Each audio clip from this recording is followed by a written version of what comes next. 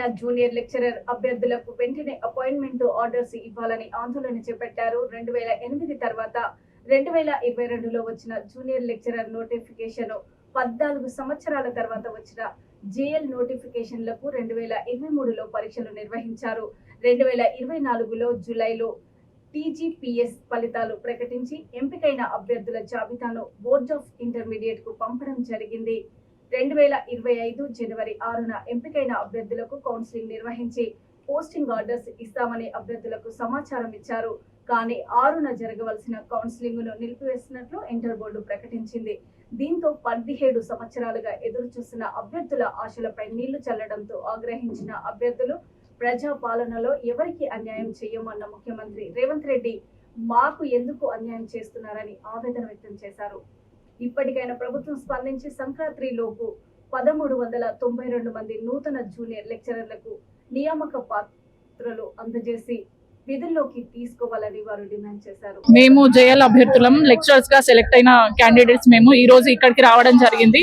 Intermediate board commissioner of intermediate కి మా results వచ్చేసి మేము ఎగ్జామ్ వచ్చేసి 2022లో రాసాము. 2022లో నోటిఫికేషన్ పడింది. 2023లో మేము ఎగ్జామ్ రాసాము. 2024లో మాకు రిజల్ట్స్ వచ్చాయి. కానీ ఇప్పటికీ మాకు ఆర్డర్స్ ఉన్న జాయినింగ్ చేయలేదు.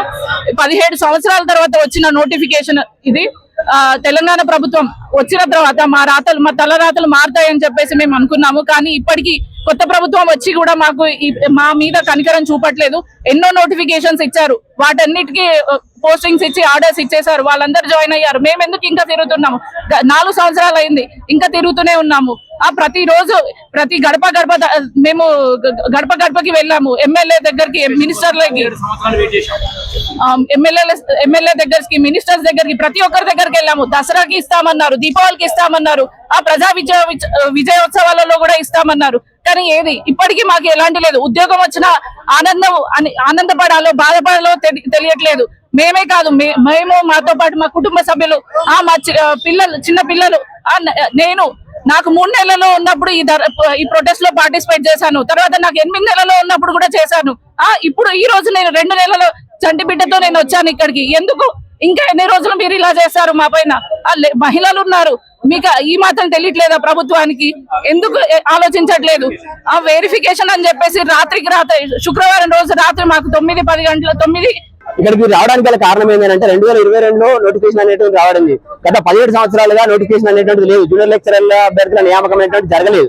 2022 లోపల నోటిఫికేషన్ రావడం అనేటువంటి జరిగింది. తదనంతరం 2023లో పరీక్ష నిర్వహించుకున్నాం. 2024 లోపల సర్టిఫికేట్ వెరిఫికేషన్ తదితర టీజీపీఎస్సీ చేయాల్సిన కార్యక్రమాలన్నీ కూడా అయిపోయినాయి. మరి ఇక్కడికి లిస్ట్ రావడం కూడా జరిగింది. లిస్ట్ వచ్చిన తర్వాత మాకు ఈ రోజు వెరిఫికేషన్ అని చెప్పడం కూడా జరిగింది. సోమవారం రోజు సర్టిఫికేట్ వెరిఫికేషన్ చేస్తామని చెప్పడం జరిగింది. సాటర్డే రోజు నైట్ 9 o'clock వెరిఫికేషన్ లేదు అని చెప్పేసి మెసేజ్ రావడం అనేటువంటి జరిగింది. మేము విపరీతమైనటువంటి మానసిక ఆందోళనకి గురవుతున్నాం. అభ్యర్థులమంతా కూడా మాకు ఉద్యోగం వచ్చినా కూడా నిరుద్యోగులుగా మిగిలిపోయినటువంటి పరిస్థితి ఇక్కడ మిగిలిపోయింది.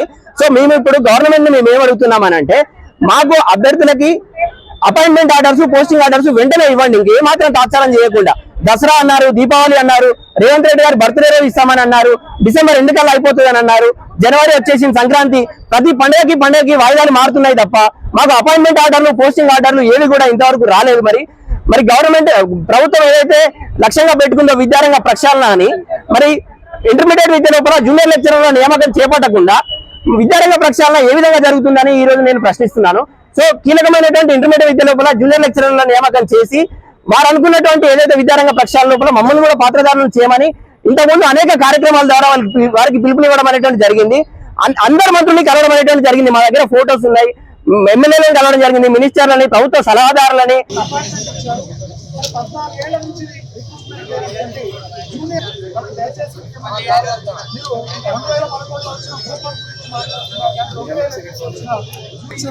వెంటనే విధుల్లో తీసుకొని మమ్మల్ని భాగస్వామ్యం చేసుకోవాలి. ఎందుకంటే ఇప్పుడు సెలెక్ట్ అయిన వాళ్ళందరూ కూడా మేము ఇంటర్మీడియట్ విద్యను బలోపేతం చేస్తాము. కాబట్టి దయచేసి ముఖ్యమంత్రి గారిని మా హృదయపూర్వకంగా